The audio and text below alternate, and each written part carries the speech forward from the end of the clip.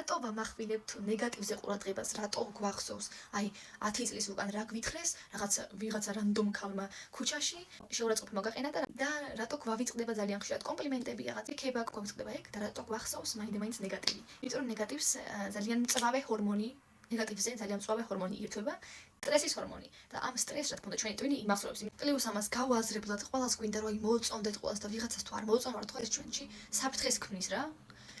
ქვეცნობიერად რა თქმა უნდა. და ფიქრდე ხალხო, რაღაც თუ გეწყინა ხო, აი მაგალითად მე რა ხდა მიწონ რომ აი რა უშნო, რა ქვია, წვანეთმები გაქვს, მე ხო არ მაქვს წვანეთმები ხო ხდები? მე რატომ უნდა მივიღო ეს ჩემ თავზე? ანუ თვით შეფასებაც რო აქ ადამიანს არასტაბილური, მაშინაც ხდება ესეთ რაღაცები, რომ ნეგატივი უფრო გვამახსოვრდება. მე რა ხდა კითხო, რა ვიცი, იაპონურად გინება ხდები, ვერ მიხდები ხო? მიიღებ რო შეურაცხყოფა, ვერ მიიღებ ხო? და გამახსოვრდება, არ დაგამახსოვრდება. ამიტომაც ძალიან ხშირად ჩვენ თავად ვუქმნით ჩვენს კი რა სიტყვებს მნიშვნელობას. და დამიჯერეთ ვინც ეუბნება ცუდს, თან უმიზეზოდ, თან არ გიცნობს, ეს მასზე უფრო მეტს ლაპარაკობს ვიდრე შენზე.